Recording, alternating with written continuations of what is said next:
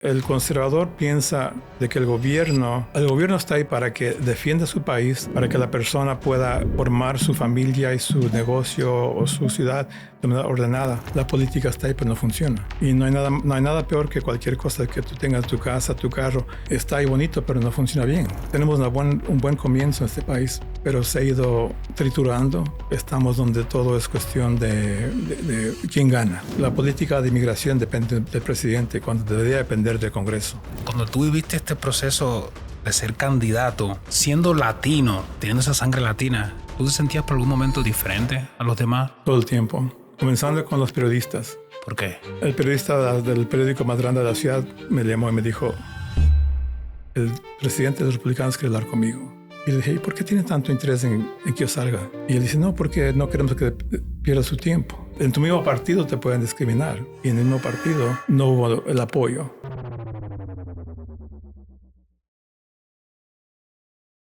Antes de comenzar, quiero pedirte de todo corazón que chequees si estás suscrito o sigues el podcast en las diferentes plataformas, porque marcaría mucho la diferencia que te tomaras 5 segunditos, que te suscribieras, para así ayudarnos a crecer, a cambiar más mente y poder llevar el mensaje a más personas. Gracias de todo corazón y que disfrutes el podcast. Philip Molestina, gracias por estar aquí en el podcast. Muchas gracias. De verdad que sí. Un gusto estar contigo. Gusto. Es parte de esto. El gusto todo mío. Eres el primer latino en postularse al cargo de alcalde de la ciudad de Louisville. Y eso, wow, eso es una hazaña. Fue algo bien inesperado por un lado. ¿Inesperado por qué? Porque el entrar a la esfera política es algo que uno no piensa. O sea, yo no tenía no estaba como dice en mi lista de cosas de hacer. ¿Ah, sí? No. Yo llegué a Louisville a los 19 años. Vine acá para ir a la universidad. Hay otra historia atrás de eso, ¿no?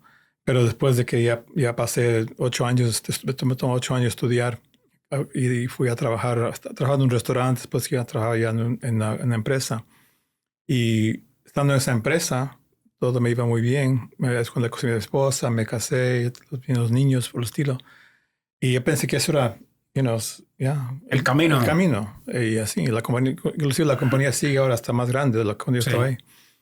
Pero Dios tiene otros planes a veces. Y el plan de Dios no era ese, en el sentido de que yo llegué al punto donde dije: ya está. No, suena un poco raro, ya tengo todo, pero estaba la esposa, los hijos, me faltaba el perro tal vez. Pero, y tienes casa, tienes dinero, pero hay una parte vacía. Y entonces lo que pasó es que vino un proceso donde hay como una búsqueda que tenemos como personas. Y en ese proceso, al mismo tiempo que pasaba eso, cuando yo comencé a ir a la iglesia cristiana. Yo me crié católico y comencé a la iglesia cristiana porque mi esposa es de iglesia cristiana. Y ese proceso me llevó a mí a un conocimiento de Dios, una manera muy diferente de las cosas. Sí. Y cambió todo. Y me llevó hacia una perspectiva diferente de las cosas. Y entonces nunca pensé ser pastor tampoco, pero al entrar y estar en la iglesia, de repente las mismas características que uno tiene de éxito en el trabajo que había podido adquirir, tanto de creciendo con mi familia, mis papás siempre trabajando duro, eso uno trae a este país. Y fue reconocido cuando trabajaba en el restaurante, fue reconocido en la compañía donde estaba. Y entonces cuando vino la siguiente etapa de estar en la iglesia, entonces de repente ya en la iglesia llega un punto donde ya llegas también a servir. Y estaba sirviendo en la iglesia de diferentes cosas. Y vino la oportunidad de hacer viaje misionero a Cuba, que yo no quería ir honestamente porque tenía un poco de recelo, porque no sabe, pero mi esposa quería irse. Entonces, como ella se iba a ir, me fui yo. Entonces eso trajo la apertura de entrar a un mundo espiritual diferente, otras cosas que eventualmente nos llevaron a dejar el trabajo y ser pastores por 21 años con mi esposa. Entonces, en ese uno viene como estudiante, trabajando en una compañía, llega a estar ya, de repente ya no está trabajando como una compañía para hacer, producir algo, no está trabajando en una iglesia donde estás atendiendo a gente, en una mucha comunidad. Gente. Y en esa comunidad comenzó a haber rasgos de la política, porque estás viendo gente que está con problemas y uno va a tratar con cosas de la ciudad, uno va a tratar con cosas diferentes. Y entonces eso comenzó a abrir la puerta de pensar. O sea, estaba el pensamiento, porque a veces personas diferentes decían, deberías correr para estar en la ciudad para concejal o algo así por el estilo. Pero yo dejaba esa parte ahí. Pero cuando vino el proceso después de 20 años de dejar el pastorado, porque sentimos que era tiempo de pasar a alguien más joven, viene esa siguiente cosa que a veces nos pasa, es que viene después. ¿Qué viene ahora? Antes de seguir con el podcast, algo muy importante. Muchas personas que están aquí en los Estados Unidos piensan que para adquirir una propiedad para vivirla o para inversión se necesita ahorrar mucho capital, y no es el caso. Es aquí donde entra nuestra patrocinadora, Lily León, quien es Loan Officer con licencia no solo en el estado de Kentucky, sino también en Indiana y en la Florida. Lily te guía en la obtención de estos préstamos que se adecúen a tu perfil, no importa si tienes o no residencia. Incluso si eres un caso de TIN number, ella también te ayuda con todo el proceso para la obtención de un préstamo hipotecario que se adecúe a ti. No solo a comprar tu residencia primaria, sino también aprender de cómo el real estate puede cambiar tu vida y tu mente a largo plazo en un país como este. Gracias, Lily, por hacer que las personas cambien su mente. Sin más, seguimos con el podcast. Y en eso, justo como está nuestro país, está pasando por muchas cosas, creo que mucha gente se ha despertado en eso. O sea, vino COVID, vino tantas cosas por el estilo, y de repente, yo creo que lo que trajo la pandemia es, para mí, veo mucha gente trajo ¿y por qué no? Sí. ¿Por qué no? O sea, el mundo se hizo boca abajo, mira, patas para arriba, como nadie nunca pensó. Y entonces, yo creo como persona nos trae esa parte a restringirnos más o a alcanzar hacia más. Y entonces, cuando comenzó ese proceso de que, bueno, tal vez acá hay una oportunidad, tuvo mucho que ver el hecho de que el alcalde que estaba corriendo ya no podía correr. ¿Por qué? Porque solo pueden correr 3 términos.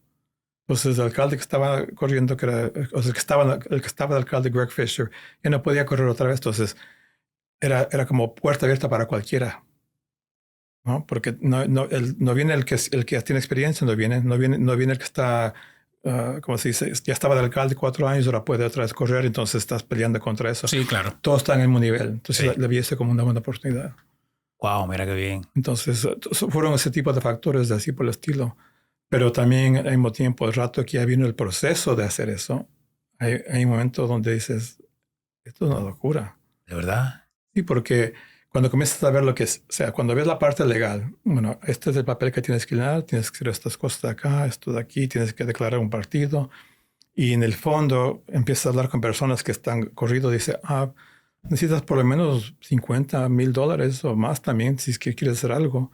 Entonces, uno puede decir, bueno, ¿de dónde sacar eso de ahí? Y entonces eso, y después viene la parte de que uno tiene que tener una posición diferente, porque corriendo como un candidato que decidí correr conservador en un estado y en una ciudad que no es conservador, entonces te pones contra una pared enseguida. Los votantes son 2 por 1 aquí que van a votar por ti.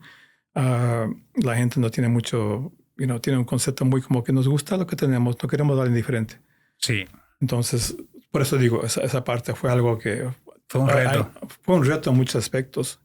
Y el punto de que el reto más grande es la parte de... Mi esposa es bien, tú la conoces, bien expresiva con la gente. Y yo soy la parte un poco más callada, un poquito más, como dice, detrás de escena. Pero el rato que vino esta parte de acá, todo cambió. Toca entrar. Te sacó ahí. de tu zona de confort. Sí, tocó salir y tomar de cosas que uno no se daba cuenta que tenía. Y en todo aspecto, Total. la parte de poder hablar con la gente, la parte de poder, porque en la campaña todo eso es hablar con gente. Es pura comunicación. Es la persona que está teniendo un restaurante, como puede ser un ejecutivo que está por acá. Todo ese tipo de cosas pasan así. Philip, ¿cuál es la diferencia que hay para las personas que nos escuchan y no conocen entre conservador y una ciudad liberal? ¿Cuál es esa diferencia? La diferencia es básica, es el conservador piensa de que el gobierno no viene para... El gobierno está ahí para que defienda su país. El gobierno está ahí para que hay un orden. El gobierno está ahí para que la persona pueda formar su familia y su negocio o su ciudad de manera ordenada.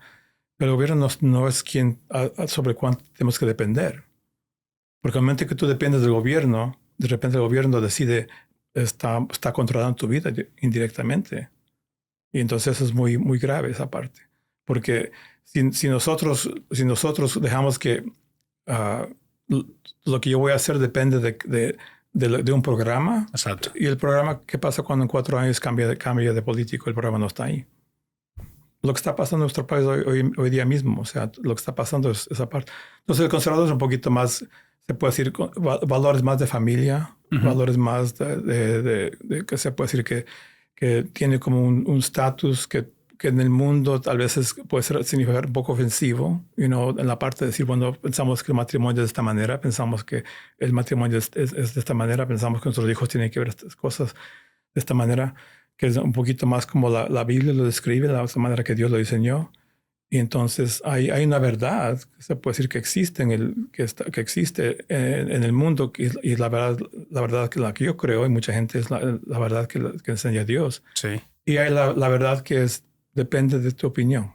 Claro. Y hoy en día nuestra sociedad tiene mucho esa parte de que no me digas cómo vivir, haz tú lo que tú quieres, yo hago lo que quiero. Pero al final del día eso de ahí hace mal porque hay un desorden, porque lo que tal vez tú no crees que me ofende a mí, no es que me ofende, pero lo que es esa actitud o esa creencia puede que al final del día trae consecuencias que no son las que tienen que estar ahí, en ese sentido. Entonces, la manera liberal más es la parte donde uno dice, deme más ayuda, deme más cosas. O sea, depender. O sea, yo creo que han hecho un mal muchas. Una cosa es llegar a este país, un inmigrante, que el gobierno te ayude para un empuje. Para encaminarte. Pero si es que, como dice el viejo dicho, dale a un hombre pescado cada día, vas a tener que darle pescado cada día. Enséñale a pescar. Es otra cosa diferente. Eso que dijiste ahí me recuerda mucho al socialismo. Porque realmente te dan y muchas veces no te enseñan a pescar. Es real.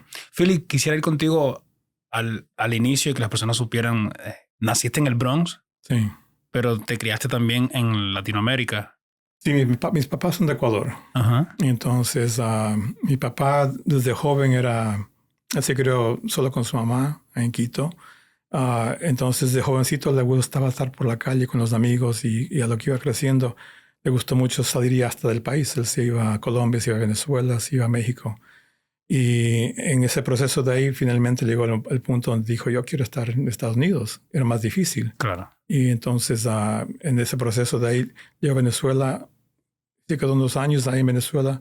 Y en ese tiempo Venezuela es como Estados Unidos hispano, sí. Básicamente decía él. Entonces él pudo, por estar viviendo ahí, él pudo sacar una visa para ir a Estados Unidos. Entonces, después de unos pocos años de Venezuela, fue a Estados Unidos con una visa. Llegó su plan era llegar donde estaba un amigo en Ohio y trabajar ahí. Eso es su plan. Llegó allá, el amigo dice, vamos a trabajar. Le hacen un examen de los ojos y no pasó.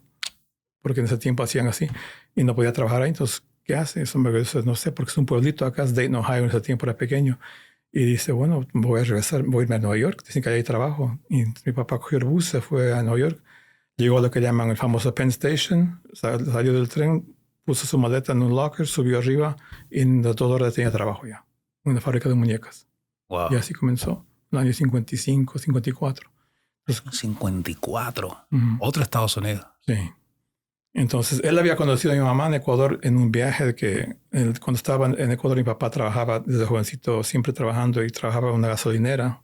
Y de ahí le conoció a un señor que era como que compraba las cosechas del norte del país. Y le dijo, joven, venga conmigo, usted maneja conmigo, váyase conmigo atrás, voy a comprar cementeras de papas. Y se va a una ciudad pequeña donde mi mamá vivía, con mi abuelo y su familia. Y entonces en ese tiempo, cuando ibas a un lugar así, no había hoteles. Sí. Entonces el señor se queda en la casa de mi abuelo. Y él le conoció a mi papá, a mi mamá, ahí. Se conocieron y desde ese momento solo por carta. O sea, ellos tuvieron noviazgos desde carta. Todo ese tiempo que él estaba en Estados Unidos. 200, 300 cartas tiene por ahí. O sea, él le escribía, le contaba y todo así, por el estilo. Creo que recibieron una vez más, tal vez, pero todo fue por carta. Y después le propuso por carta. ¿De verdad? Ujú. Qué historia más linda, porque Yeah. hoy día tu papá tiene 97 y tu mamá 91. Yeah. Y aún están juntos. Siguen juntos ya casi a los 66 años de matrimonio, algo así por ahí. Y entonces le propuso y le dijo, mi papá ya llegó a trabajar en ese tiempo de la fábrica de muñecas, fue a trabajar, como te decía hace un rato, en una fábrica que le enseñaron a hacer acabados de muebles, unos alemanes de profesionales. Y entonces él le dijo, voy a ir a Ecuador, acá te llevo el vestido, me voy a casar, te llevo el anillo. Y cuando se va allá, hay muy larga historia, por un motivo u otro, mi mamá dice, no me quiero casar. Y mi papá dijo, bueno, tengo que regresar. Entonces él se regresó a Nueva York. Y claro, mi mamá después, unas pocas semanas, dijo, ahora sí quiero casar. Entonces me tuvo que entrar su tío, tuvo que tener un poder de mi papá. Mi papá ya no podía ir otra vez. Sí. Entonces legalmente se casó con un poder de mi mamá. Si no, mi abuelo no la dejaba salir de la casa si no estaba casado. Y llegó a Nueva York. Entonces ahí es donde ellos hicieron su vida en el Bronx. Y nací yo. Mis hermanos, hermanas, somos 7. Y entonces cuando yo tenía 11 años, mis papás decidieron regresar a Ecuador. Sí. Por diferentes motivos decidieron regresar a Ecuador. Entonces yo regresé a los 11 años, pero de pequeño mi papá siempre nos hablaba en inglés. Porque un amigo le dijo, si le hablan en español, va a ir a la escuela, van a entender nada, va a estar fracasado, solo inglés. Entonces todos, hasta nos puso nombres en inglés. Mike, Philip, Patty, hasta eso. Entonces, cuando voy a Ecuador, es un poco emocionante irse de joven, de ser niño, pero llego allá al 6º grado. En español es todo. Como que mis papás como no se dieron cuenta que no es español. Entonces, las cosas que la escuela se llamaba colegio americano y la mitad del día era en inglés y la mitad en español. Pero cuando daban historia y daban castellano, daban historia de Ecuador, me quedaba mirando a la profesora. Pero como dicen, somos como niños, nos adaptamos. Sí. Y dentro de los 6 meses estaba más adaptado. Y entonces estudié hasta el high school ahí. O sea, me gradué de ahí. Y como me crecí acá, mi deseo era regresar. Claro, entonces ya estaba apegado a la cultura. Me fui a donde mi hermana. Pero cuando vine para acá, vine con un plan. Yo quería estar en la Fuerza Aérea porque me gustaba siempre desde pequeño. Yo me crié en los años que era joven, estaba el programa Apolo de la Luna, entonces estaba todo lo que todo estaba pasando. Entonces yo me gustaba mucho lo que es la Fuerza Aérea, Air Force, como dice en inglés. Y entonces cuando yo venía para acá, yo veía los programas, las cosas diferentes. Yo dije, bueno, llego allá a ver y entro en un programa. Entro en un programa. Cuando llego acá, no ha sido tan fácil. Y a los 5 días ya me quería regresar porque ya dije, no, esto no va a funcionar. Es que había que tener un seguro, un Social Security number, seguro social. Entonces, antes los niños no tenían seguro social hasta que eran ya adultos. No hacía falta. Cuando regresaste ya todo era diferente. No, o sea, lo que digo, hasta cuando yo vine en ese año, que tenía 18 años, no tenía un Social Security number. Entonces, cuando vamos a aplicar con mi tía para lo de la Air Force, hizo seguro social. ¿Y eso qué? No sabía. Dijo, no voy a aplicar por eso. Entonces, en esas demoras que había, es donde ya dije, me regreso nomás. Me voy nomás a estudiar allá. Pero yo tengo un amigo que vino a vivir a Louisville. Cuando en mi último año de high school, yo siempre pasaba arrastrando. O sea, siempre pasaba. Mis hermanos todos yo siempre pasaba. No estudiaba muy bien. Sí. Y entonces, para el último año de high school, del colegio, no pasé. Y yo y mi amigo nos quedamos y tuvimos que repetir el año. Entonces mi amigo se llama Pablo. Él se graduó y vino para acá con su hermana para estudiar en la Universidad de Louisville. Y entonces cuando yo estaba en Nueva York, cuando yo vine para acá para ir a la Fuerza Aérea, yo dije, voy a llamarle para decirle que estoy por acá. Y me dice, pero tienes que venir a Kentucky. Y digo, ¿para qué? Dice, solo ven acá nomás. Vente unos pocos días nomás. Y vine acá y nunca más. Y me quedé aquí. Wow. Long time ago. Hace muchos años atrás. Entonces eso fue la trayectoria. Eso fue la trayectoria. Philip, aquí tengo un dato que quería compartir contigo para saber qué piensas de esto. El 21 de julio del 2016 hiciste una predicación en la iglesia He Visto la Luz. Y se llamaba esa predicación Levanta tu expectativa. Yo quisiera preguntarte, ¿cuál es tu expectativa política para los Estados Unidos? Creo que la más grande es de que sea, es como, puedo decir que Mi esposa siempre me dice cuando yo soy un poquito malo en guardar cosas que tal vez voy a arreglar. Y mi esposa lo contrario. Algo se dañó y él le tiró. Y yo digo, no, ya voy a arreglar lo que sea, está por ahí. Entonces, el motivo que ella da así es porque dice, ¿para qué está algo aquí que no funciona? Y entonces lo que yo siento que pasa en este país es que la política está ahí, pero no funciona. Está tomando espacio. Y no hay nada peor que cualquier cosa que tú tengas en tu casa, tu carro, y está ahí bonito, pero no funciona bien. ¿De qué sirve tener una televisión linda, pero cada vez tienes que ponerle 3 cables para que funcione o que sí por el estilo? Y entonces es lo que creo que pasa en este país. Tenemos una democracia increíble. O sea, ¿cuántos países en el mundo pueden decir que tienen la misma constitución desde el día que comenzó? En Ecuador creo que están por la 40 en este tiempo. Y van a hacer otra más ahora. Wow. Y entonces esos hombres que hicieron esa constitución, otra vez puede haber una diferencia que la gente tenga de opinión, pero ha funcionado. La manera que se creó de que este país tenga una democracia y que pueda tener una estabilidad. Y otra vez, regresamos a los valores conservadores, basado en Dios, basado en su palabra, hombres que tenían esa visión de las cosas de Dios. No eran perfectos. La gente va a decir, no, esos también tenían esclavos, así por el estilo. Sí, habían cosas que en ese tiempo se hacía. Pero el punto es de que tenemos un buen comienzo en este país, pero se ha ido triturando. Estamos donde todo es cuestión de quién gana. ¿Y por qué tú crees que se ha ido triturando la política en los Estados Unidos? Creo que o sea, siempre ha estado ahí. O sea, si tú puedes ir al segundo presidente americano en la historia de cómo comenzó este país, mucha gente no sabe que, por ejemplo, cuando comenzó el país y que ya ganamos la guerra, le ganamos los ingleses, estamos un país independiente. A los pocos años la gente decía, no, de gano hicimos esto mejor yo quiero ser otra vez un rey. ¿De verdad? Sí. ¿Por qué? Porque es el tipo de vida que ellos entendían y conocían y que era seguro. Esto de democracia, esto de que cada 4 años elegimos un presidente y ellos estaban acostumbrados a tener, como dice, una mano dura sobre ellos. Y eso a veces, la gente se acostumbra, por más que sea malo, la gente le gusta porque es algo conocido. Sí. Entonces siempre ha habido esa división. Si tú vas en la historia de atrás, siempre ha habido esa división. Pero creo que se ha hecho siempre más fuerte porque el hecho de que tenemos tantos medios que tenemos ahora donde podemos hablar, porque lo que veo es esa división que veo también se ve en muchas partes ahora. O sea, yo leo noticias de Ecuador y la manera que la gente se insulta y se habla entre los partidos es bien feo y nadie gana. Entonces, nunca va a ser todo igual, pero si bajáramos un poquito la voz y si pudiéramos, como te decía hace rato, conversar. Sí. No solo todo el tiempo ganar un lado o el otro lado, pero estamos en una manera de gobernar este país donde, por 4 años, 8 años ganó este partido y vamos a irnos para este lado. Sí, entonces, completamente para este lado. Y después vamos para este lado. Entonces, los extremos no son buenos en nada. En nada. Demasiado comer no es bueno, no comer tampoco es bueno. Y así por el estilo.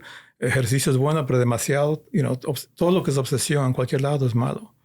Y entonces estamos en esa posición en este momento y es bien grave porque no se avanza.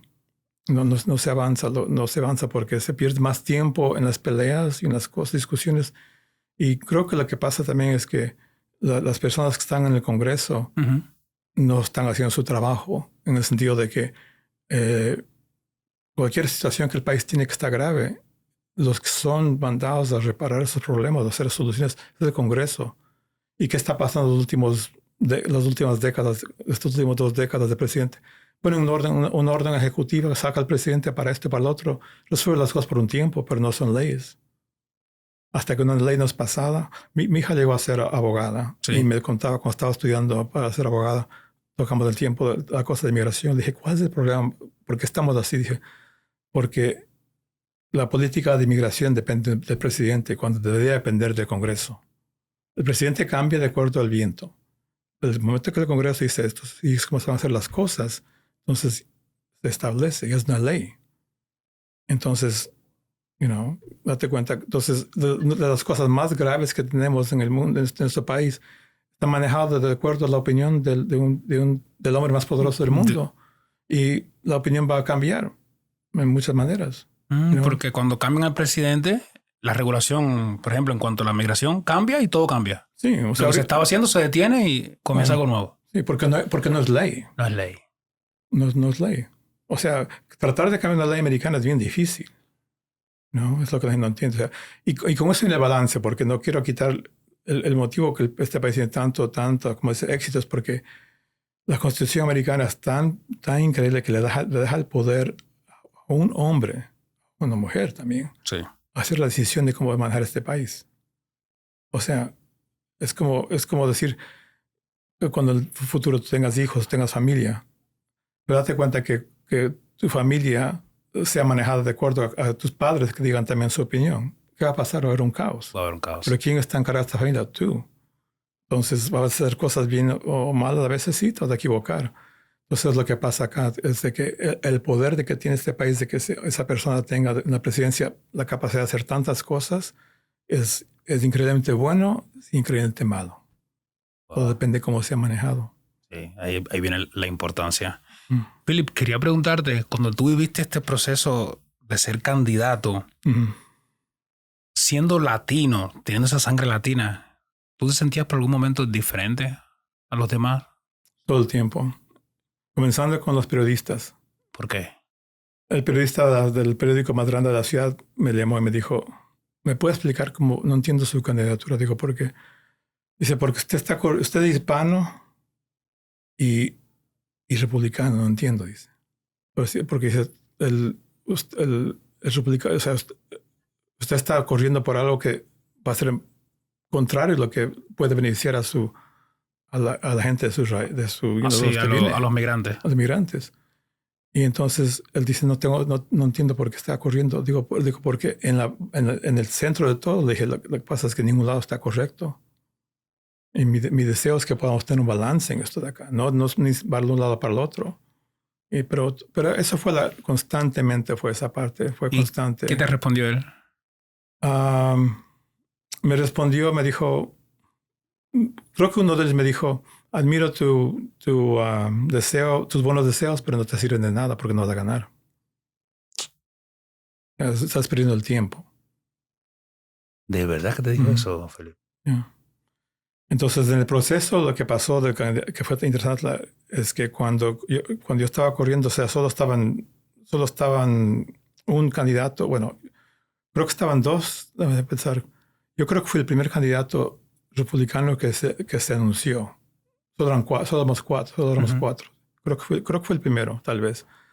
Y entonces, después de un tiempo, unos meses se anunció el que era alcalde de la ciudad de J-Town, se anunció. Bill Deere se anunció como candidato. Entonces, no habían muchos. Los demócratas habían como 7 candidatos. Entonces, ese punto de ahí. Pero es algo que estaba siempre estaba ahí, ese conflicto, se puede decir. ¿Tú crees que sea como, dirías, una especie de discriminación? No, en el caso mío era como que al comienzo fue como estás perdiendo el tiempo. Después vino al punto de que tal vez puede ser algo mejor con esto que estás haciendo. Entonces a mí me llamó, después de unos 3 o 4 meses que ya lancé mi candidatura, sí, me llamó uno de los que están, o sea, están los llaman, en inglés llaman los City Council, los de la ciudad, los concejales. Concejales. Y detrás de ellos hay una máquina de personas que están siempre que están trabajando con los demócratas o con los republicanos. Y una de esas personas me llamó a mí y dijo, en vez de usted perder el tiempo, porque va a perder, dice, ¿por qué mejor no se lanza como candidato de concejal y le ayudamos? Y entonces hay una parte humana que dice, bueno, no está mala idea. Pero enseguida hablé con mi esposa y digo, es que nosotros no entramos para lo que es fácil. Nosotros entramos a tomar lo que es... O sea, mi visión siempre fue, la diferencia más grande va a ser en ser quien tiene el decir sobre esta ciudad. ¿No? El concejal tiene muchas cosas que puede hacer, pero todavía es uno de 12, uno de 14. Sí. ¿No? Y entonces, y eso pasó varias veces, ese proceso.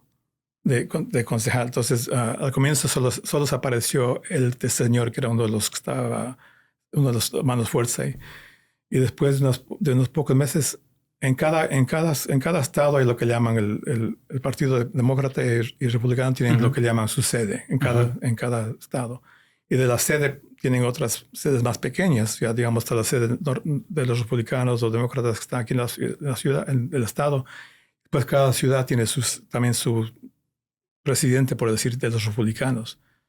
Y unos meses después me dice, el presidente de los republicanos quiere hablar conmigo, a decirme lo mismo. Dice, parece que usted no lo escuchó, el que usted salga de este puesto porque no va a ganar nada, mejor póngase acá. Y le dije, ¿y por qué tiene tanto interés en que yo salga? Y yo dice, si usted dice que no tengo ningún tipo de reconocimiento y no voy a hacer nada. Y él dice, no, porque no queremos que pierda su tiempo. Y entonces le dije a mi esposa, no es eso. Lo que pasa es que, como dice, por la experiencia que yo tenía de estar, de estar trabajando en la ciudad, de estar trabajando como pastor, tengo mi título de business, tenía esta experiencia diversa. Entonces, es como que el candidato republicano iba a tener un pequeño estorbo y le estaban tratando de quitar los estorbos, en mi opinión. Y entonces, pues wow. sí. Sorprendente. Pero unos 3 o 4 meses, o sea, hay un punto en que cuando uno se lanza, te lanzas para decir, bueno, ya voy a correr. A correr. Te da el derecho para correr, se puede decir. Pero llega un momento donde tú tienes creo que son unos 3 o 4 meses antes de que ya sea la votación primaria, tienes que ir a una oficina donde tú firmas el papel donde dices, voy a ser candidato oficial. Y pagas tus $15, lo que sea, para que estés en la papeleta. Por eso te pones eso de ahí. Entonces, para estar en la papeleta, perdón, que te dejo cosas. No, tranquilo. Para estar en la papeleta, está por aquí. Es la papeleta oficial. Esa es la papeleta con la que salió. Entonces, están los candidatos. Que se vea bien en la cámara. Ahí está. Philip O. Molestina. Sí. Entonces, un mes antes de que esto se haga se fuera, porque una vez que está en la papeleta ya estás ahí. Sí, ya estás ahí oficial. Ya. Aunque yo retire, eso ya no pueden borrar. O sea, el día que la gente vaya a votar, puede que digan, no sé quién está acá, pero votamos por el que está en la primera línea, aunque sea. Así. Pero un mes antes de eso, se acercan la gente que están en Frankfurt, en lo que es el Senado y los representantes, los que están en ese puesto. Y dice, ya que usted no quiere correr para la ciudad, ¿qué tal? ¿Por qué no corre para el Estado mejor? Dice, en su distrito hay un puesto. Y si usted decide tomar ese puesto, decide correr por ese puesto, le aseguramos que gana. Y entonces... ¿Verdad?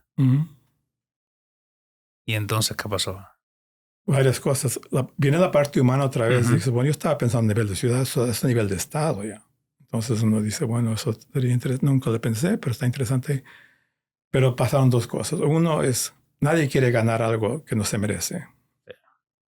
Y segundo, no quitaba no llenaba la expectativa de querer por lo menos correr para saber de qué iba a poder manejar esta ciudad. O sea, el deseo de estar en un puesto influyente en esta ciudad nunca se quitó de mi mente. Sí. Por más de que los números... Sí. Wow. Entonces ahí se puso feo la cosa. Sí. Claro, porque es como que a ese punto fue como que diciendo, ya tratamos contigo de todo aspecto y no quieres cambiar, pero no te va a ir bien porque nadie te conoce. Y entonces lo malo de eso es que, y estoy hablando como en tu mismo partido te pueden discriminar y en el mismo partido no hubo el apoyo. No hubo el apoyo de la gente. O sea, se supone que si tú corres para este partido te van a apoyar. Claro, porque es tu partido. Entonces no hubo ningún apoyo. No hubo nada contrario, pero no hubo un apoyo. No hubo como que, bueno, hagamos esto de acá, nunca has corrido, te vamos a ayudar a hacer estas cosas, ¿no?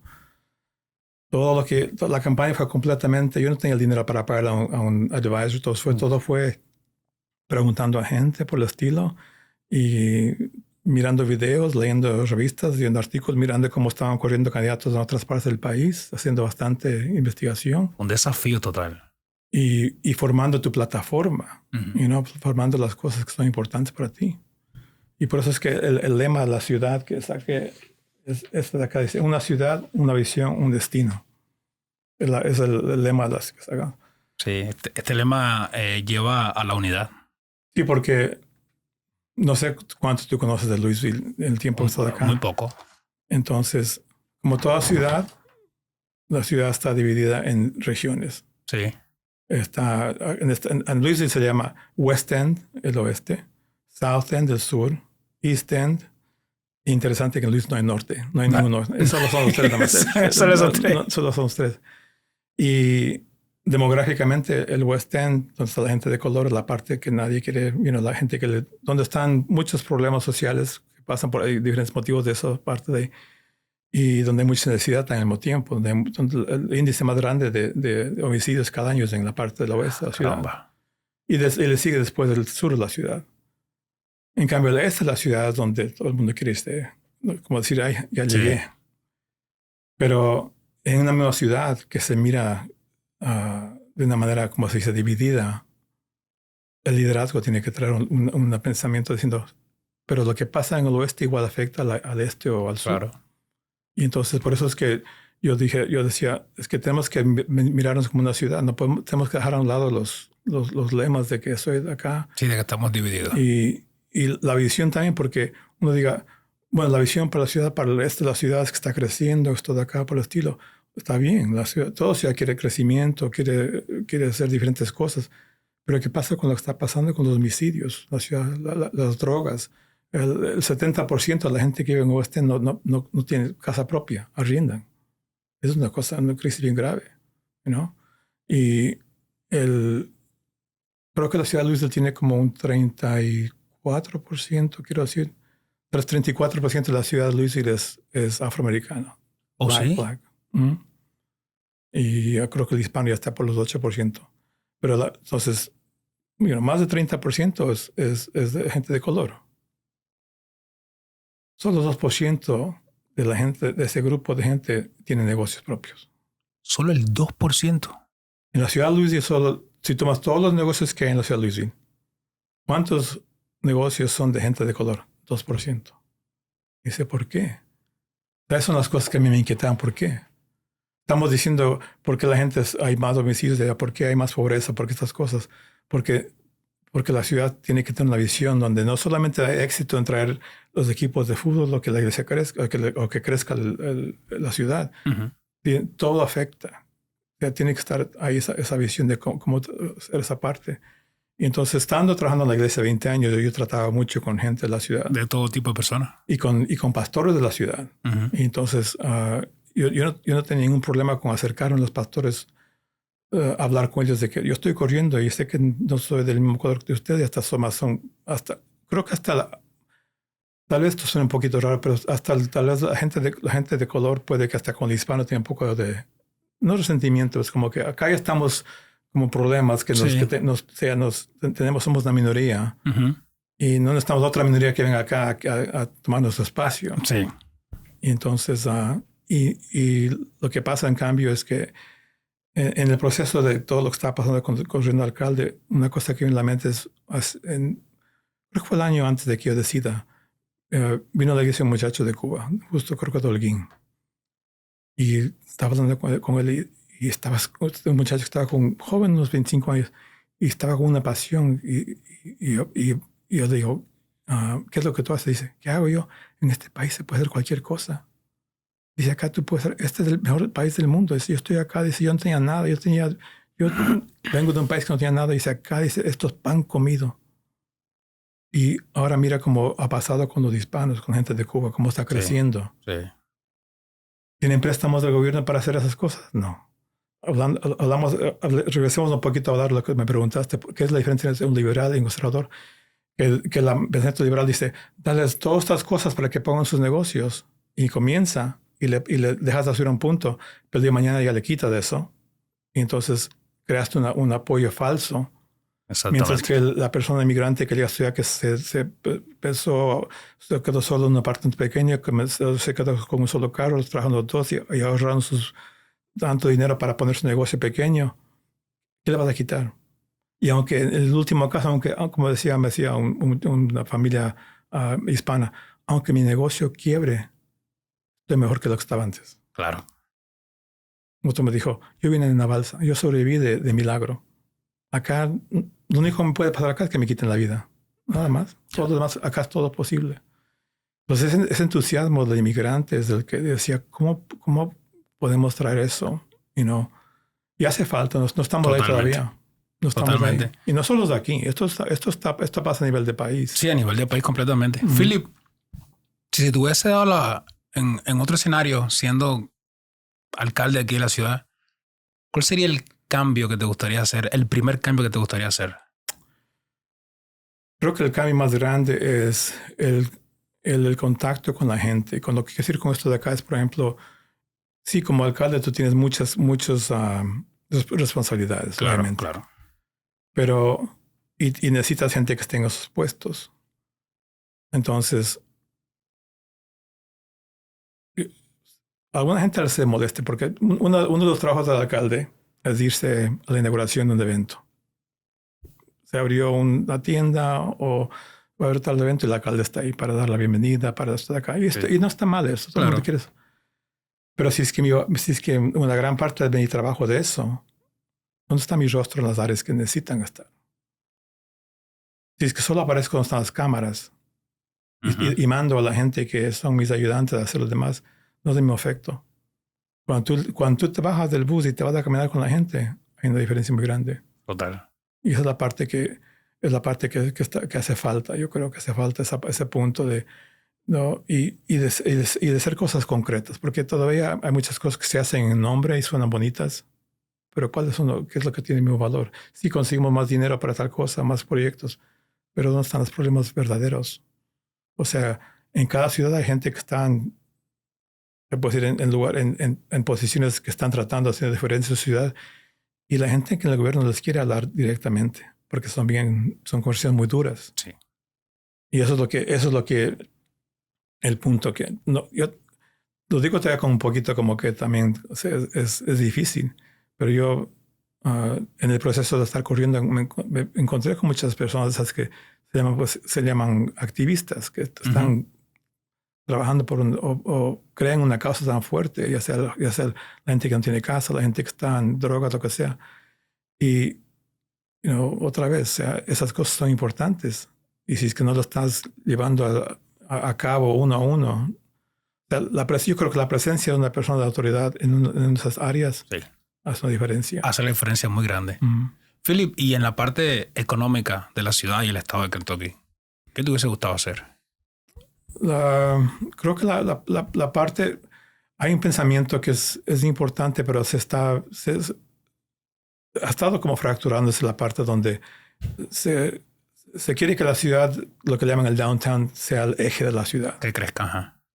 Pero si tú miras lo que pasó, otra vez, la pandemia era como un rayos X, trajo una realidad, lo que está pasando, y los downtown de muchas ciudades cambiaron y nunca han llegado a ser igual. Y Luis y igual están peleando por hacer esto acá, pero nunca vamos a hacer un downtown como Nueva York, no como otras ciudades. No vamos a hacer. No. Entonces, no digo que no vaya a mostrar eso de ahí. Sí, entonces hay que expandir más lo que es porque somos conocidos. Hay solamente un porcentaje de dinero para cada cosa que uno hace. Entonces, yo quisiera ser más conocido porque somos una ciudad donde la persona que sale de high school y no quiere ir a la universidad, porque yo soy del pensamiento de que yo he visto en mi familia y amistades y gente en la iglesia de que hay muchachos o chicas que no son hechos para estudiar. Sí. Pero ¿dónde está la oportunidad? O sea, no digo que no trabajen para Amazon o UPS por un tiempo, pero si eso es todo lo que vas a hacer todo el resto de tu vida, el día que mañana Amazon decide moverse a otra ciudad, te quedaste sin trabajo. Entonces, tienes que crear y desarrollar habilidad en las personas, lo que llaman en inglés trades. Y este país ha perdido mucho esa parte. Hace años, en esta misma ciudad, la gente se iba al high school y salían a aprender carpintería, otros diferentes Sí. Profesiones, y se iba perdiendo esa parte. Y es una cosa muy fuerte de pelear contra eso, porque toma dinero y toma otras cosas, pero en Europa hay un avance bien grande, porque en Europa, así como hay universidades como hay aquí, allá lo que llaman los trades, los oficios, son manejados al mismo nivel. Y todos tienen el mismo... ¿Te imaginas que tú vas a la universidad de Louisville, y te cambias el próximo año y te vas a la Universidad de Kentucky, pero todas las materias son diferentes, tus créditos que hiciste no te sirven para nada porque les dicen diferente, entonces... Y eso es lo que pasa con los trades en muchas partes en el país. Lo que tú aprendes acá con este sindicato, acá es diferente. ¿O sí? Entonces, no hay una organización bien hecha, o sea, que pueda crecer de una manera que el gobierno está envuelto en eso. Entonces, esa parte yo creo que es, o sea, el peso más grande que tengo todavía es con la juventud. Sí. Porque la juventud, date cuenta, es como esa cosa, esa arcilla que tienes que estás formando. Y el rato que llega, tú lo tomas un muchacho joven, 10, 12, 13 años, llega al high school, pero ya llegó a ese punto donde ya llegan sus años de los 20 y no están formándose en nada. Y es un desperdicio. Sí, eso quería preguntarte, porque estuve leyendo en un post acerca de un término bien curioso, se llamaba la crisis del hombre joven, donde hay mujeres y hombres jóvenes, como bien tú decías, una, que no saben qué estudiar, dos, que cada vez más pierden retención de conocimiento por el desarrollo de la IA, por el consumo excesivo de redes sociales, no quieren estudiar, no quieren trabajar, no tienen una habilidad vocacional de carpintería, mueblería, construcción, no lo quieren hacer tampoco. No quieren hacer una familia. Incluso hoy día se hizo una comparación entre hace 50 años, las personas compraban su casa siendo muy jóvenes. Sí. Hoy día hay solo un 12% de posibilidad de que los jóvenes se compren una casa. Y te quería preguntar, ¿cómo tú ves, qué visión tú sientes que puede tener Estados Unidos a largo plazo si esta realidad no cambia? Bueno, comienza con la parte donde yo tengo dos hijas y yo creo mucho en la habilidad que la mujer tiene. Y una cosa con las mujeres es que tienen una capacidad, como siempre decimos, maduran más rápido que los hombres. Sí. Y tienen una capacidad de estar enfocados en lo que están haciendo y logran sus metas más rápido que un hombre a veces. Porque lo que ha pasado es como que creo que ha habido como no es una crisis de identidad, pero es como que en la manera de dejar que la mujer entre, que es muy bueno, el hombre es como que no sé por qué ha tomado un paso para atrás. Sí. Hoy yo escuchaba hace poco que muchas universidades que son conocidas en la costa, en el este del país, más del 50% de los estudiantes son mujeres. Cuando mi hija entró a la Universidad de Louisville, a la Escuela de Leyes, decían ahí que hace años no había ninguna mujer. Y ahora qué bueno que están mujeres también Claro. para ser abogadas. Pero decía la que estaba dando el discurso de bienvenida ese día, dijo, pero a la manera que estamos viendo, dentro de ciertos años va a haber más mujeres siendo abogados que hombres. Entonces es como que hay una parte donde la parte del hombre como que ha tenido una batalla en el sentido de, no de identidad, donde es como que sí hay una parte machista, había una parte, si tú ves como las cosas eran en este país en los años 60, 50, la mujer era como que a un lado, el hombre tenía una manera como de solamente que dominaba. Sí. Estaba había un desbalance ahí, Sí. pero es como que hemos ido como a un extremo ahora y hay una parte donde el hombre ha perdido, digamos, su parte viral, se puede decir, donde entra en conformismo y entonces, esa parte, otra vez no quitando de lo que están haciendo las mujeres, porque es un valor muy importante. Decía, Claro. mi esposa es una mujer increíble en lo que hace y lo que logra. Pero ella misma se da cuenta. Mi esposa me dice, es que hay un orden en las cosas. Y otra vez entramos de las cosas de controversia, pero hay un orden en las cosas. Y entonces cuando tú le quitas al hombre, le quitas como su hombría en un sentido otro, viene una hostilidad, viene una manera donde como que yo hago solo esto de acá nada más. Y como digo, es controversial porque nosotros de una manera bíblica creemos de que uno dice, a mí me preguntaba mucho la gente, decía, ¿y por qué dice la Biblia que el hombre debe estar sobre la mujer? No es que está, lo que pasa es que date cuenta que tú vas a un juego de fútbol y no hay un árbitro. Sí. Y vamos a jugar sin árbitro. Entonces depende de la opinión de este equipo y de este equipo, de quién si la pelota salió, si es foul, ¿no? Pero hay un árbitro que dice, acá están las leyes, así es como se juega, acá está el libro de cómo se juega el juego y lo que yo digo es cómo se tiene que hacer. Es ley, claro. Entonces Dios cuando establece eso de la manera bíblica, no es que le dice que el hombre haga lo que quiere hacer. Lo que está diciendo es que dice la última palabra le da al hombre. No es una manera de dejar a un lado la mujer. Claro. Es de una manera diciendo, más bien es lo contrario. Él es responsable. Uh-huh. Y esto de aquí no bien es responsable. No, la opinión y el de uno está ahí.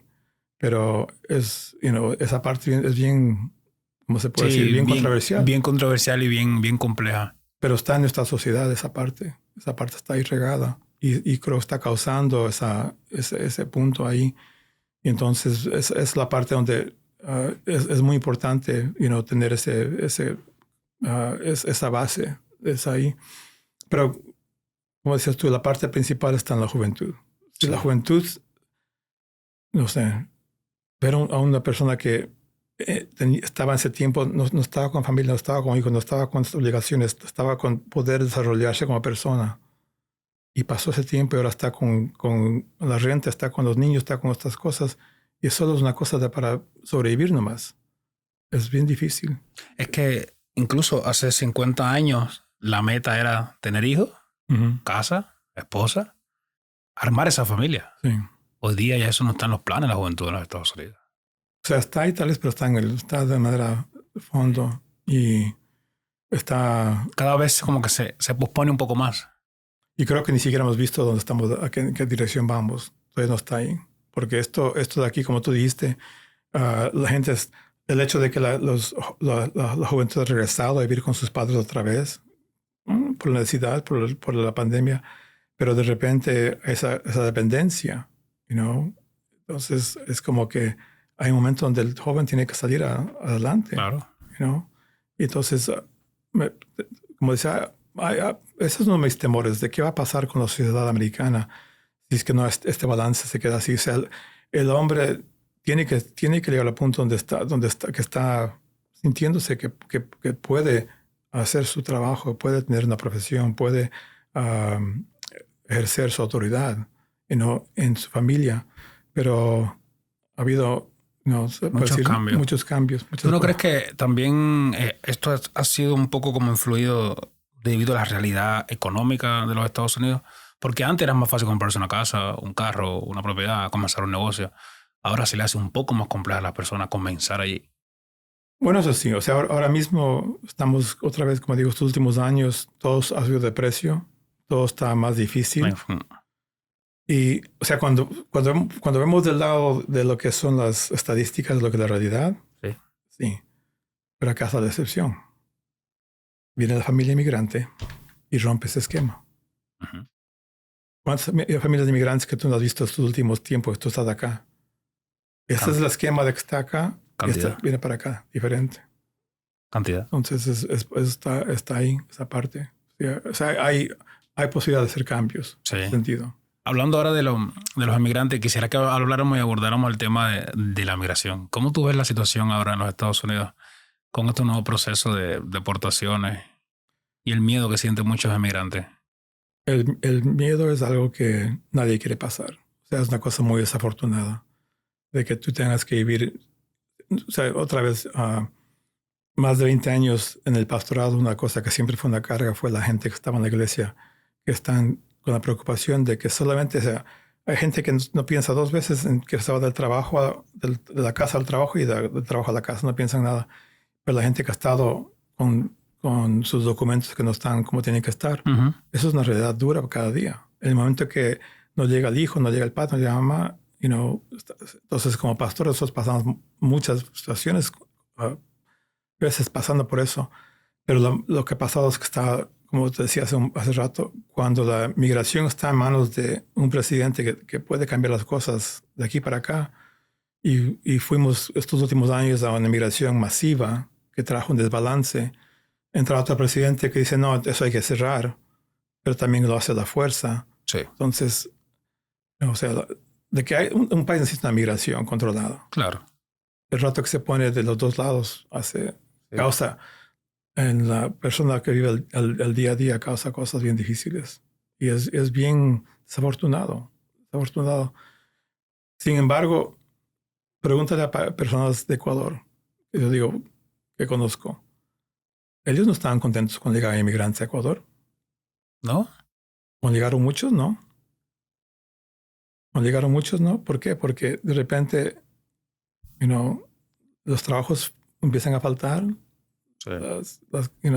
Diferentes cosas cambian. O sea, todo país siempre, yo creo que en todo país hay siempre una resistencia. Quieres cuidar lo que tienes. Nosotros tenemos un país donde siempre ha sido abierto a eso. Es un país de oportunidades. Somos el lugar donde, como dicen en inglés, del melting pot, donde vienen todas estas culturas. Y desafortunadamente creo que es una de las crisis más graves que tiene el país en saber cómo desarrollar eso. Y este gobierno que estamos ahora mismo no va a ser el que lo va a resolver. No. Porque ellos están tratando, en su opinión, de resolver lo que tal vez hizo mal este último tiempo. Biden. Entonces tiene que venir una nueva visión que diga, no podemos dejar que esto siga yéndose como te decía hace un ratito, tiene que hacer las leyes de este país que se establecen de una manera que se pueda hacer inmigración controlada, que la gente pueda entrar de una manera que sea legal, que puedan tener las oportunidades. Y entonces, de que falta gente en el país de afuera, hace falta gente. Sí. Eso no, sin duda. O sea, otra vez no sabemos las consecuencias de lo que está pasando ahora mismo, no sabemos cómo va a afectar. Está pasando. No sea, el hecho que sacas gente así de golpe, no solo afecta a las familias, afecta a la economía, afecta a muchas cosas más. A la economía bien profunda. Yo estuve viendo en un video en California donde las personas muchos mexicanos no fueron al campo a trabajar. Y pusieron americanos a hacer el trabajo y no estaban ni mental ni físicamente preparados para hacer ese tipo de trabajo, ¿sabes? Sí. Y económicamente es difícil para el país. Otro de los factores que quería preguntarte y escuchar tu opinión, Philip, es acerca de el uso tan temprano de los niños, de los adolescentes y el uso tan abusivo de la tecnología. ¿Qué tú crees de este tema? Bueno, creo que en general, como padres, y yo tengo nietas jóvenes, tengo mi hija que recién tuvo una bebé, y lo que sí sabemos desde que un aparato que totalmente toma la mente de un niño tan joven y lo restringe a solamente estar atado a eso de ahí, no va a tener una buena, ¿cómo se puede decir? No va a ir para bien. Sí, porque ellos son el futuro, era lo que estábamos hablando. Y entonces... El desarrollo de su mente, el desarrollo de sus capacidades, esas cosas por el estilo, se está haciendo eso. Y es grave porque estamos en un tiempo donde tú pasas en una tienda y le ves a un niño de 6 o 8 meses con un iPad colgado del coche. Sí. Y entonces eso está trayendo... O sea, esa es la parte, digamos, en los niños. Y entonces ni hablamos de lo que pasa cuando llegan a los 11, 12 años y les ponen en los medios sociales. No están preparados para todo ese tipo de expectativas, de cosas que les pasan. Sé que es otra vez, acá nunca llegaría a pasar eso, pero en Australia pasaron, creo que estos últimos meses, una ley donde tienes que tener 16 años para tener acceso a ya sea Instagram, Facebook, ya es ley. O sea, no pueden ellos... Sí, ya. O sea, de que la gente va a tratar de hacer su cosa, sí, pero claro. Los padres tienen algo que les apoya eso de ahí. Entonces, ¿y por qué? Porque el gobierno se dio cuenta, esto está destruyendo a la juventud. Este verano, un ejemplo, este verano pasado, como nunca hubo acá en la ciudad bastantes homicidios, donde los que dispararon y mataron fueron chicos de 12, 13 años. ¿Quién Kentucky? Acá en Louisville. Este verano pasado, si tú miras varios de los homicidios en el verano, cuando están fuera de la escuela, eran no solo muchachos, sino chicas de 12, 13 años que se mataron entre ellos mismos. Entonces, cuando no se habla mucho de esto de acá, pero ¿por qué pasa eso? Porque Entonces, en el verano la gente ya está afuera, ya están ahí y en el tiempo anterior tenían sus discusiones o diferencias con un amigo, con alguien en el barrio, lo que sea, si es de pandilla, no sea de pandilla. Pero te gritabas o lo que sea y te ibas para tu barrio y se acababa. Yeah. Pero ahora te metes al Facebook o cualquier tipo de medio social que usan los jóvenes y se empiezan a insultarse por esos medios, empiezan a decirse cosas terribles por los medios. Llega el punto en que todo esto se enciende y el otro sale para afuera con su pistola para decirle, a ver, te voy a decir lo que ya no estoy en la pantalla, estoy en vivo. Yes, y eso es lo que está pasando. Entonces... esa estadística está pero fuerte. Este verano fue bien, ya en el tiempo que estaba en la campaña se veía un poquito de esto de acá. Este verano en Louisville, yo creo que decir, cerca de 10 niños y acusados de asesinato. La primera semana que hubo escuela, una madre que estaba caminando con su hija a la parada del bus, le dispararon. Fue un joven. La señora murió ahí en la parada del bus de su hijo. ¿No? Y entonces, ¿de dónde vienen esas cosas? No solo 100% la pantalla, pero es lo que está ahí. O sea, cuando tú creas un ambiente donde de repente lo que estás viendo está de acuerdo a las opiniones de otras personas, ya el uso común racional se va por afuera. Se va totalmente. Philip, ¿cuál tú crees que sea el éxito de un sistema político? Yo creo que el más grande va a ser lo que está faltando ahora, un diálogo. Un diálogo que nos lleve hacia unas soluciones. Un diálogo que podamos decir, ok, va a haber una diferencia, pero entre nuestras diferencias, todos tenemos que escalar una montaña, cualquiera que sea, lo que sea, personalmente, como familia, como sociedad. Pero si es que nos estamos jalando, tú subes un poquito, yo te tiro para abajo y yo subo un poquito y me lanzas para abajo, no vamos a avanzar. Es como ahora, que quería preguntarte también, ahora con el proceso arancelario, con las medidas arancelarias que puso Trump, fue como que llegó tumbando un poco de paredes y ahora tuvo que sentarse a hablar con todos los países, porque realmente la política debe basarse en eso. Sí, o sea, tú dices claro, él lanzó primero. Pero eso tiene mucho que ver con el tipo de persona que es. Yo le llamo al presidente como dicen, en un almacén fino donde están vasos de cristal y platos de cristal, le metes a un toro, te hace un desastre. Y así es nuestro presidente, así es como funciona. Él lanza la bomba y ve lo que queda. Y mucho de eso tiene que ver con el hecho de que es otra vez un extremo. Porque ¿qué es lo contrario de eso? El hablar y no hacer nada. Sí. El hablar y no hacer nada es tan peligroso como entrar a hacer lo contrario. Y regresamos otra vez al punto medio. O sea, si no podemos dialogar. Entonces, claro, él quiere conseguir diálogo porque, pega más duro con el palo, quiere conseguir diálogo. Entonces, causa mucha controversia, pero lo interesante es que llegan personas a la mesa a hablar con él después de un tiempo. La persona que está encargada de la Unión Europea está en contra de Trump por tiempo, pero un día dijo, a ver, llegamos a un acuerdo. Entonces, lo mismo, la misma presidenta de México llegó al punto, es una mujer muy, muy viva con la manera que trabaja. Ella nunca pelea con Trump, ella solamente deja que él grite, y después ya entra por ahí. Pero ellos también están haciendo, sabe que a cierto punto hay que hablar. Y ya que tú trajiste este tema, me pareció una noticia tan graciosa por un lado. Acá está Trump con sus aranceles y contra todo, con México y lo que sea. Y hace unas pocas semanas sale la noticia así pequeñita. México va a comenzar a cobrar aranceles a China, a otros países también, porque hay muchos productos que llegan a México que también ellos están... Si es que él está cogiendo billones ahora de dinero para su país, entonces estamos dejando que entre todo esto a México gratis. Y nuestro beneficio, ¿dónde está? Entonces, de una manera bien callada, estaba ahí. México también va a cobrar aranceles a ciertos países. Todo el mundo está como que despertando. Sí, pero yo creo que hay una parte justa, porque cuando digo justa es de que si tú tienes un país grande como China, donde una gran cantidad de la mano de obra.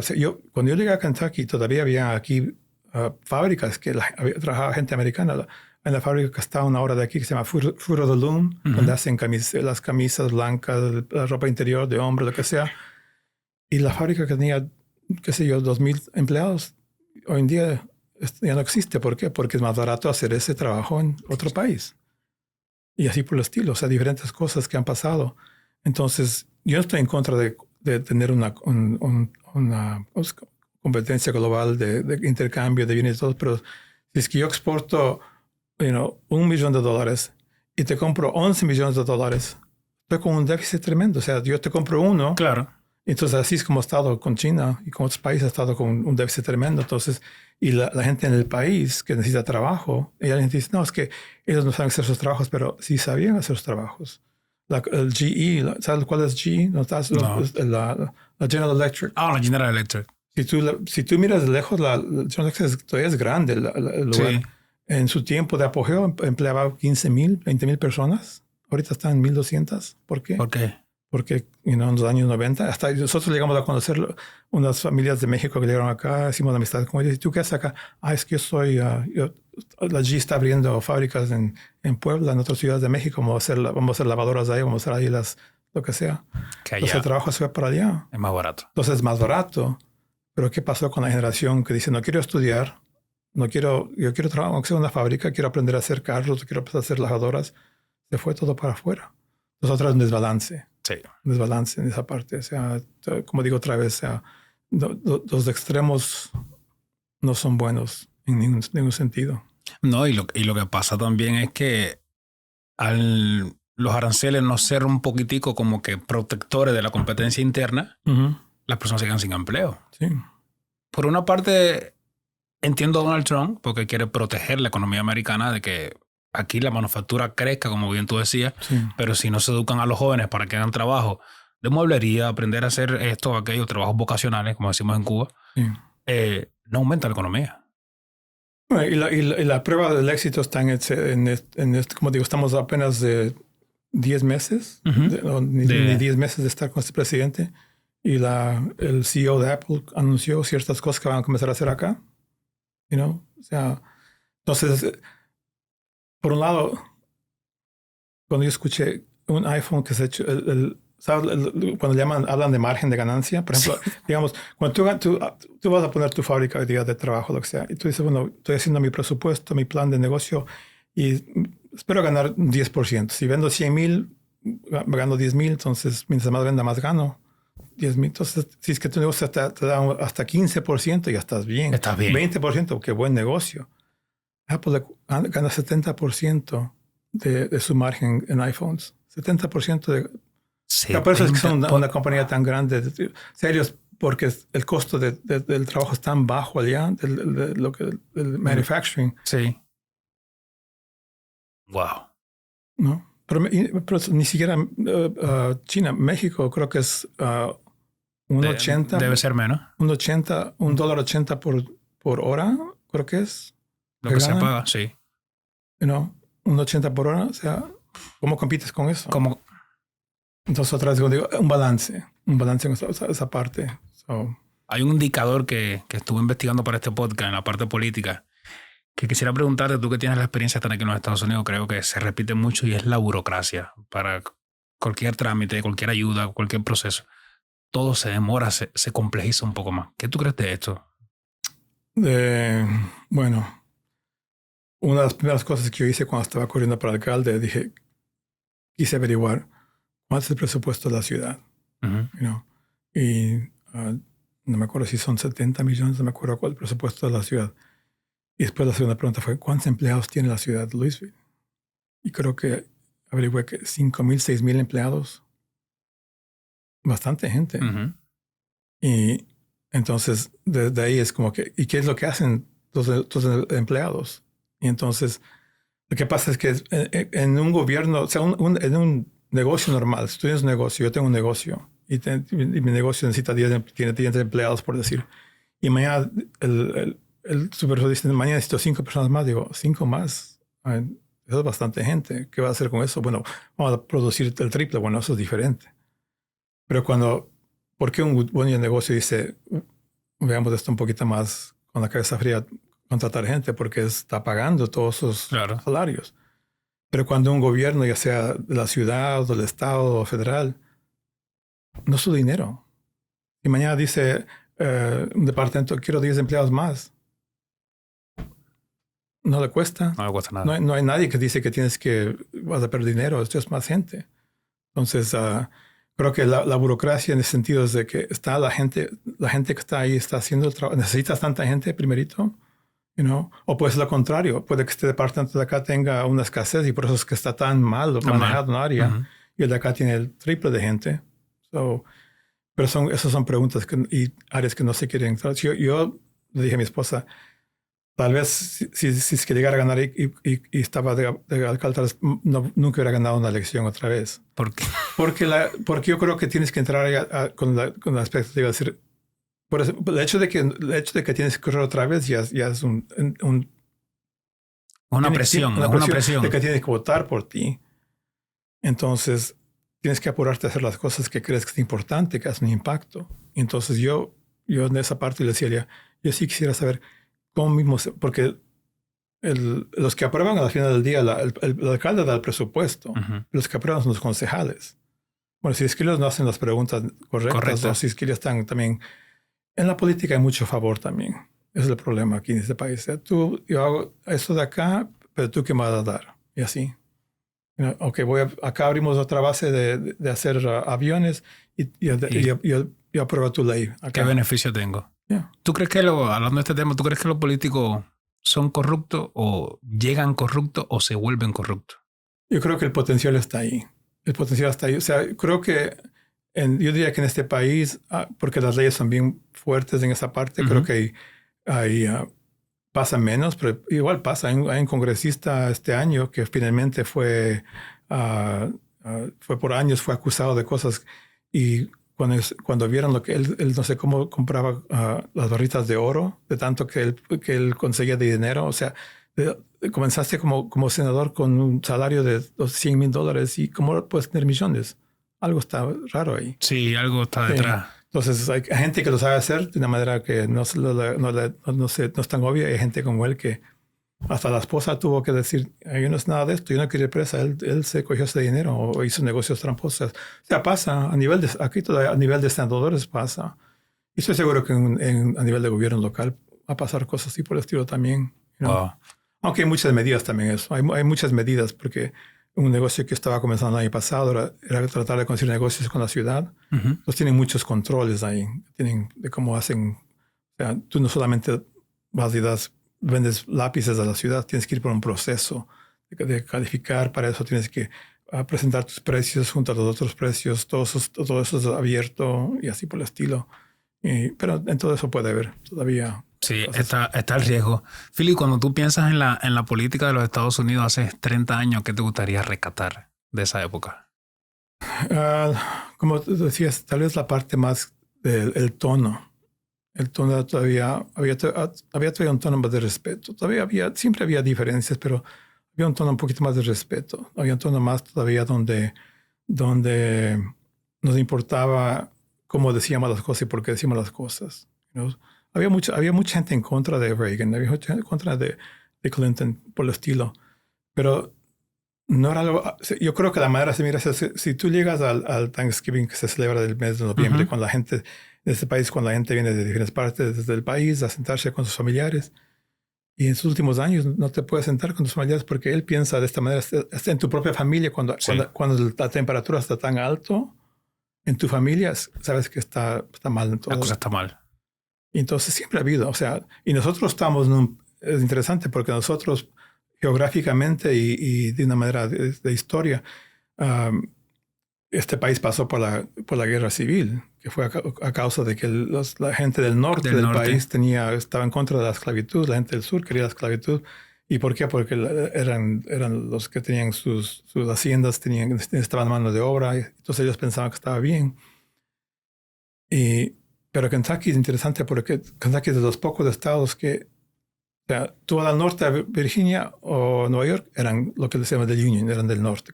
Era así. Vas a Georgia, eran completamente Confederates. Y en Kentucky era la mezcla. Kentucky era esos estados donde tu primo puede ser de los confederados y tus otros primos. Entonces era hasta triste porque a veces entre las familias se mataban. Se mataban. O sea, era como se llamaba Kentuckiana.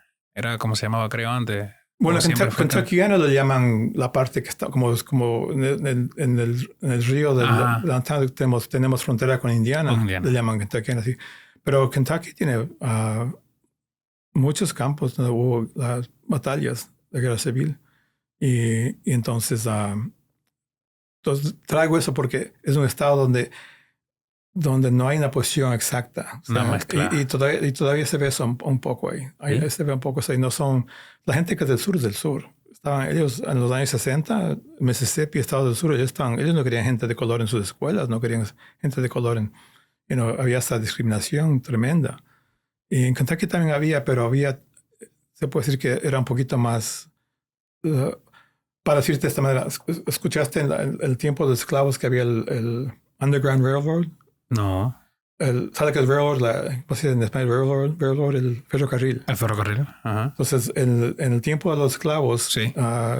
Comenzó lo que se llamaban el ferrocarril bajo tierra, que no existía. Tenía ese nombre porque diferentes personas, la mayoría era gente de color, pero también gente blanca, estaban en contra de la esclavitud porque era tan terrible lo que hacían con los esclavos, que idearon ciertas partes donde tú podías, si llegabas a ciertas, es como decir, por acá por donde tú vives, por este highway de acá había la gente que te protegía. Si te escapabas de tu amo, llegabas, digamos, por acá, y por acá había una casita que te escondía por un tiempo hasta que sea la noche, y después avanzabas, digamos, otros 2-3 millas, había otra casita por acá. Entonces, por eso le llamaban el ferrocarril bajo tierra, porque la gente los esclavos iban avanzando. Y la meta era llegar al norte. Al norte. Y eras libre. Sí. Interesantemente, en Kentucky es un estado como así de largo, y de aquí a Ohio estamos como 1 hora y cuarto de aquí al norte. Entonces, el mismo río que está acá en Louisville, de Ohio, también cruza por arriba. Entonces, está Kentucky, está Kentucky, Ohio. Uh-huh. El rato que tú cruzabas ese río y llegabas a Ohio, eras libre. Y eras libre. Eras libre. Es que eso se ve en la película de La Emancipación, sí. Emancipation, que la protagoniza Will Smith. Sí, en eso se ve mucho de esas partes. Pero digo, entonces, o sea, o sea, aquí en Kentucky se puede decir que había todavía gente que tenía ese valor, porque tenías que tener valor para pelear y dar tu familia, tu vida por eso. Philip, hablando un poco a nivel macro, volviendo a Estados Unidos, ¿quién te gustaría que fuese el siguiente presidente de los Estados Unidos? Este momento, a mí lo que me pareció a nivel de país y hasta a nivel de ciudad, lo que me llamó la atención tanto cuando estaba corriendo como alcalde, y también a nivel de país cuando estuvo en las elecciones de este último año, lo que más me llama la atención a mí, creo que mucha gente, es que de todos los millones de personas, eso es lo único que tenemos para escoger. O sea, yo estoy hablando sin poner lema de partido, digo. Uh-huh. Y acá en la ciudad mismo también, o sea, cuando estaba ocurriendo, digo, ¿eso es todo lo que tenemos de escoger? Entonces, la respuesta a eso sería, ¿dónde están las personas que tienen la capacidad de hacer la diferencia, pero no se levantan? Esa es la clave. Que en este tiempo la gente que tiene capacidad para hacer eso, que tome el riesgo de hacerlo. Aquí cuando yo estaba corriendo para el alcalde, yo había escuchado de un candidato posible, por siempre se escucha los posibles. O sea, hay un doctor que es dueño de muchos almacenes que hacen lentes. Uh-huh. Y había por ahí el rumor de que iba a correr. Era conocido en la ciudad, estaba en diferentes puestos en la ciudad, empresario, y tenía el dinero. Perfecto candidato. Entonces, como esta gente del Partido Republicano, como ya me hablaban tantas cosas y también le hacía preguntas, yo le dije, solo quiero saber por qué no está corriendo este hombre, que él pudiera él pudiera ganarle al candidato al que estaba ahora de alcalde, él tal vez pudiera estar cerca. Uh-huh. Y dijeron, ¿por qué no quiere perder su reputación? No quiere que sus negocios sufran, porque el rato que te declaras como candidato, entonces todo está en juego. Todo está en juego. Claro. Entonces es lo malo. La gente que tiene capacidad dicen, con eso no digo que alguien está corriendo, tampoco no tiene nada que perder, pero creo que es la gente buena, con capacidad. La política en sí, como es tan agresiva y tan así dura, hace que digas, ¿para qué meto eso de ahí? Especialmente si es que tal vez solo puede que gane nada más. Uh-huh. No es ni siquiera 100%. Wow. Philip, quería hacerte una pregunta muy personal y saber tu criterio. ¿Qué es para ti el éxito? El éxito, honestamente, ahora que he estado de estas transiciones diferentes, donde llegué acá joven, estaba estudiando, pensé que mi éxito era, como te decía un rato, mi trabajo. Exacto. Parecía. Pero no es excelente que tú puedas llegar a tener un buen... Yo tengo un hermano que es vicepresidente de una compañía grande, o sea, tengo otro hermano que es un científico, o sea, hay gente que ha avanzado bien y no hago de menos de eso.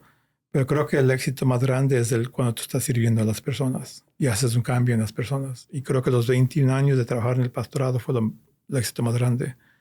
Porque, o sea, yo siempre decía a la gente cuando teníamos una reunión de líderes en la iglesia y había como un tiempo que teníamos que tener, como dicen, ajuste, ya sea el grupo que cantaba, ya sea el grupo que daba bienvenida o lo que sea.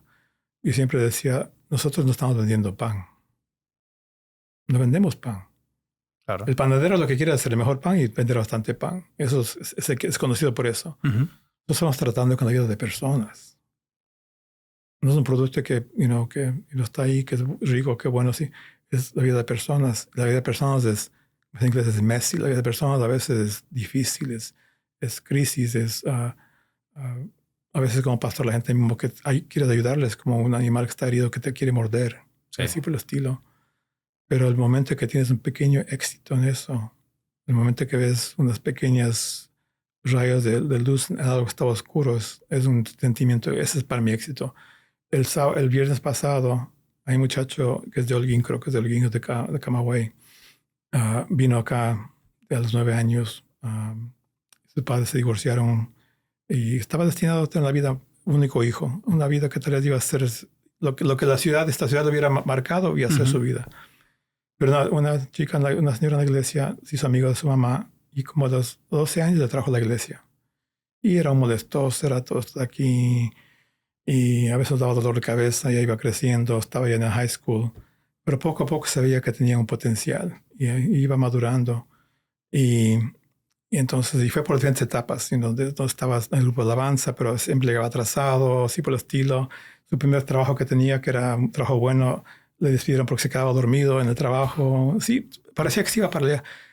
La clave fue que encontró una familia espiritual en la iglesia que estaba siempre ayudándole. Se llama Rolando. Rolando, no hagas así, no te hablas así por el estilo.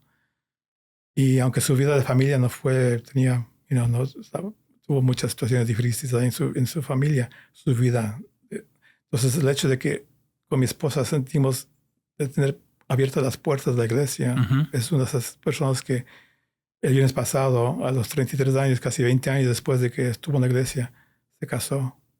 Bueno. Y fue en el tiempo de Dios, fue con la persona que Dios puso en su vida y sigue, en el medio de estar él dando sus votos a su esposa de cuánto le ama, dio un sermón cortito, porque tiene tanta pasión por las cosas de Dios. Qué bueno. Y entonces, ¿es perfecto? No, nadie es perfecto, pero estaba en el camino correcto. Entonces, ese es el éxito. La chica que cuando nosotros estábamos apenas en la iglesia, unos 5 años, estábamos tan nuevos con mi esposa, y llegó una pareja a la iglesia y la chica se quedó embarazada y literalmente vimos la niña que estaba ahí desde el primer día en la iglesia. Y pasó otra vez por muchas situaciones. La mamá tuvo muchas... se separó su esposo, estaban en drogas y parecía que la familia se iba a ir para abajo. Pero el esposo, o sea, el papá de las 2 chicas siempre se dio cuenta porque anduvo con nosotros muchos años. Si les tengo en la iglesia, van a llegar a lo que tienen que llegar.